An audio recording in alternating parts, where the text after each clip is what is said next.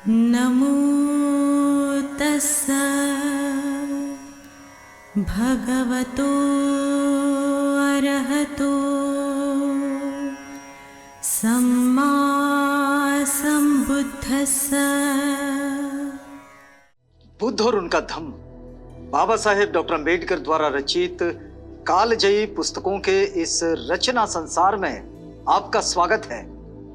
आप जानते हैं कि इस समय हम लोग बाबा साहेब डॉक्टर अम्बेडकर द्वारा मूल रूप से अंग्रेजी में रचित ग्रंथ द बुद्धा एंड हिज धम्मा, इसका ये हिंदी अनुवाद आप तक पहुंचा रहे हैं। और ये जो हिंदी अनुवाद है, ये हिंदी अनुवाद भदंत डॉक्टर आनंद कौशल्यायन जी का है।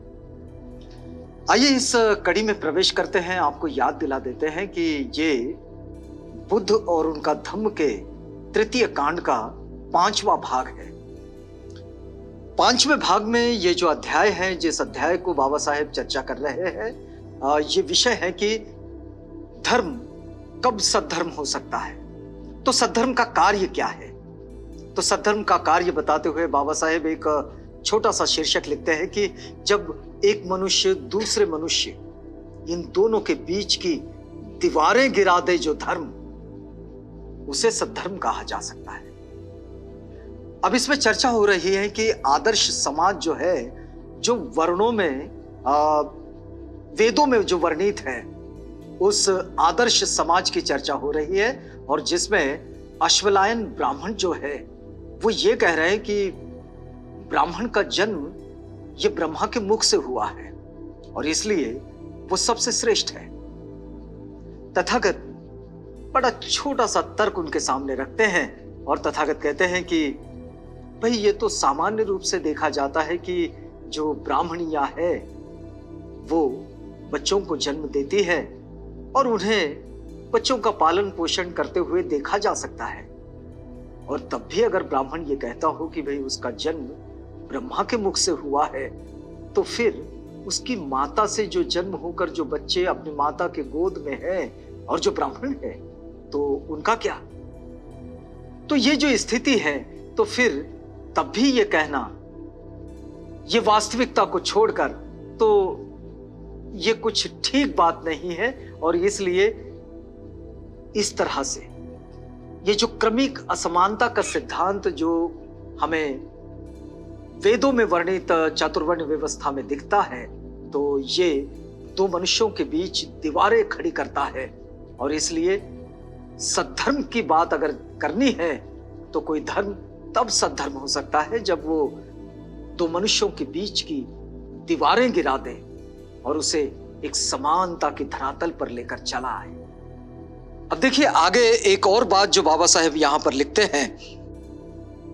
एक बार येसुकारी ब्राह्मण, अब ये तीसरे आ गए, अश्वलायन से बातचीत हो चुकी है, वासिष्ठ से हो चुकी है, अब येसुकारी ब्राह्मण का ये जिक्र हो रहा है। बाबा साहेब लिखते हैं कि येसुकारी ब्राह्मण 3 बातों को लेकर तथागत बुद्ध से शास्त्रार्थ करने आया। तो पहला प्रश्न जो उसने उठाया वह पेशों के स्थायी वर्गीकरण के बारे में था और वर्गीकरण के पक्ष में बोलते हुए उसने कहा, ये येसुकारी ब्राह्मण कह रहा है, मैं आपसे एक प्रश्न पूछने आया हूं। ब्राह्मणों का कहना है क्योंकि वे सर्वोपरि है, इसलिए वे किसी की सेवा नहीं करेंगे और सभी उन्हीं की सेवा करने के लिए उत्पन्न हुए हैं। येसुकारी ब्राह्मण तथागत से कहता है कि देखिए, ब्राह्मण ये श्रेष्ठ है और इसलिए वे किसी की सेवा नहीं करेंगे, उनकी सेवा करने के लिए सभी उत्पन्न हुए हैं। श्रमण गौतम सेवा यानी पेशा, इसके 4 विभाग किए गए हैं। एक पहली सेवा जो ब्राह्मणों द्वारा की जाती है, जो दूसरी क्षत्रियों द्वारा की जाने वाली सेवा और तीसरी वैश्यों द्वारा की जाने वाली सेवा तथा चौथी शूद्रों द्वारा की जाने वाली सेवा। किंतु एक शूद्र की तो कोई दूसरा शूद्र ही सेवा कर सकता है। दूसरा कौन शूद्र की सेवा करेगा? श्रमण गौतम, आपका इसके बारे में क्या मत है? येसुकारी ब्राह्मण ने अपनी बात तथागत को बता दी कि एक शूद्र ही दूसरे शूद्र की सेवा कर सकता है, शूद्र की सेवा कौन करेगा? और इस पर आपका क्या मत है? ये बात येसुकारी तथागत बुद्ध से पूछ रहे हैं। तो तथागत बुद्ध ने येसुकारी ब्राह्मण से एक प्रतिप्रश्न पूछकर उसके प्रश्न का उत्तर दिया। तो तथागत ने कहा, क्या सारा संसार ब्राह्मणों के इस वर्गीकरण से सहमत है? तथागत ने बड़ा साधारण सा प्रश्न येसुकारी ब्राह्मण से पूछा, जिन्होंने कहा कि शूद्र ही शूद्र की सेवा करेगा, उसकी सेवा कौन करेगा?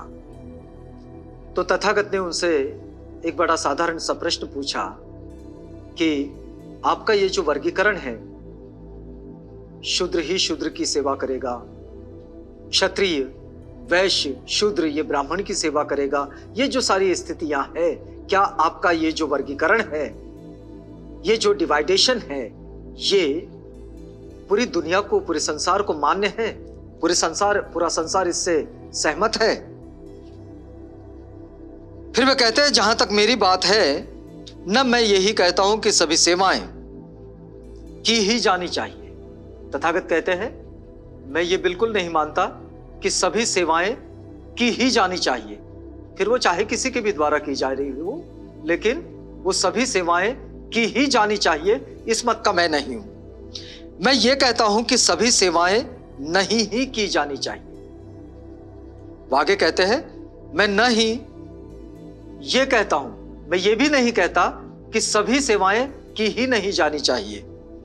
यदि किसी सेवा के करने से आदमी की स्थिति अच्छी ना होती हो, खराब होती हो, तो वो सेवा नहीं की जानी चाहिए। तथागत बड़ी व्यावहारिक बात बता रहे हैं कि ऐसी कोई सेवा जिसके करने से स्थिति खराब हो जाती हो, तो वो सेवा बिल्कुल नहीं करनी चाहिए।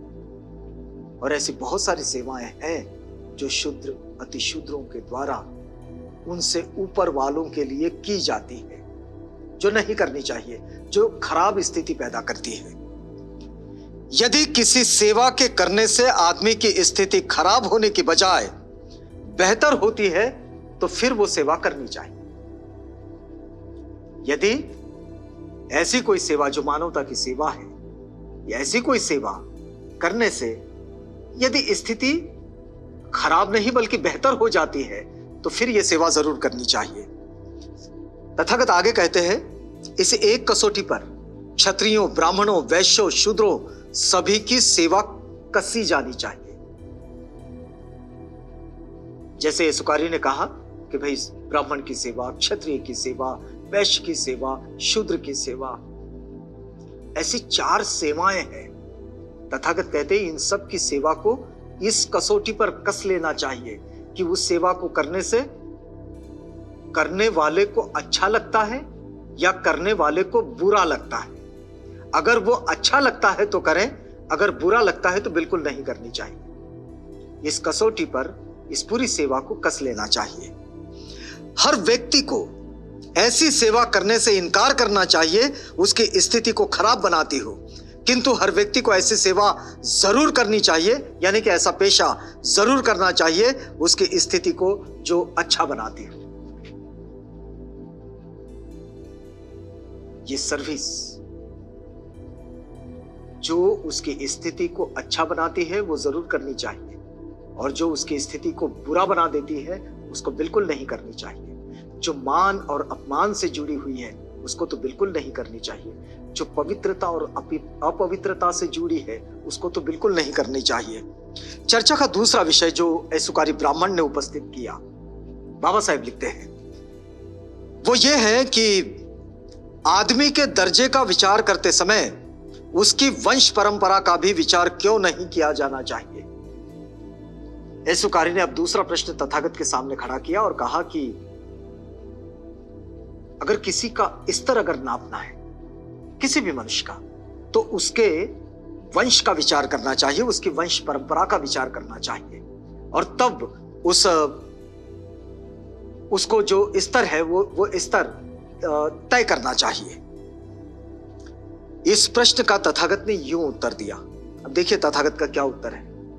तथागत कहते हैं, जहां तक वंश परंपरा के अभिमान की बात है, जहां तक वंश परंपरा के अभिमान की बात है, एक आदमी जिस वंश में जन्म ग्रहण करता है उससे उसका नामकरण मात्र ही होता है। देखिए, बड़ी महत्वपूर्ण बात तथागत कह रहे हैं कि एक वंश जिसमें मनुष्य का जन्म होता है, उस वंश में उसका नामकरण मात्र ही होता है। ये क्षत्रिय वंश में पैदा हुआ, ये ब्राह्मण वंश में, ये वैश्य वंश में पैदा हुआ, ये शूद्र वंश में पैदा हुआ, तो इस वंश से सिर्फ इतना ही उसे नामकरण मिलता है, उसका नामकरण होता है कि ये ब्राह्मण है, ये क्षत्रिय है, ये वैश्य है, ये शूद्र है। इस वंश में ये पैदा हुआ है। जैसे जिस प्रकार के ईंधन से आग उत्पन्न होती है, उससे उसका नामकरण हो जाता है। लोग कहते हैं कि ये लकड़ी के द्वारा लगी हुई आग है, ये चैली के द्वारा, ये जो लकड़ी है ये गांठ की आग है, ये जो लकड़ी की गांठ होती है ये उसकी आग है, और ये आग जो लगी है ये गोबर की आग है। यानी कि जो गोबर से लगी है उसे गोबर की आग कहा जाता है। जिसे लकड़ी के गांठ की आग कहें, वो लकड़ी के गांठ की आग होती है। जो लकड़ी की होती है वो लकड़ी की होती है, अगर वो कोयले की है तो कोयले की होती है, लेकिन आग तो आग ही होती है। अब देखिए, इसी प्रकार आदमी के लिए ये बात जो तथागत कह रहे हैं कि इसी प्रकार आदमी के लिए सद्धर्म ही उसका वास्तविक धन है, जो मार्ग उसने धारण किया है, और वो अच्छा है तो सद्धर्म है। तो ये सद्धर्म उसका वास्तविक धन है। जन्म से तो आदमी को चारों वर्णों में से किसी एक वर्ण में गिनती मात्र होती है, उसकी गिनती मात्र होती है, और उसे कुछ नहीं मिलता, न वंश परंपरा से, ना अच्छी शक्ल होने से, और ना धन होने से कोई आदमी अच्छा या बुरा होता है। तथागत कहते हैं कोई अच्छे वंश में पैदा हो जाने से, कोई अच्छी शक्ल होने से, बड़ा धनवान होने से कोई आदमी अच्छा और बुरा नहीं होता, अच्छा या बुरा नहीं होता। ये कोई उसकी कसौटी नहीं है। अच्छे वंश में उत्पन्न हुआ एक आदमी भी हत्यारा होता है, हो सकता है, और होता हुआ देखे हैं। वो चोर भी होता है, व्यभिचारी भी होता है, झूठा भी होता है, चुगलखोर भी होता है, कठोर बोलने वाला भी होता है, बकवास करने वाला भी होता है। तो इस तरह से कई तरह का अवगुण जो होते हैं, कई तरह की बुराइयां जो होती है, उन सारी बुराइयों से युक्त वो व्यक्ति हो सकता है जिसके वंश को बड़ा अच्छा वंश माना जाता है, और उस वंश में उसका जन्म हुआ होता है। तो इससे कोई आदमी अच्छा या बुरा नहीं होता, और ये कोई उसकी कसौटी नहीं है कि वो किस वंश में पैदा हुआ। हम इस बात को आगे बढ़ाएंगे, लेकिन हमारा ये वक्त अभी पूरा होता है, तो यहाँ हमें रुकना होगा। रुकते हैं इस वादे के साथ कि कल आपसे पुनः मिलेंगे, जब हम इसी कड़ी में इस बात को आगे बढ़ाएंगे। तो तब तक के लिए हमें इजाजत दीजिएगा।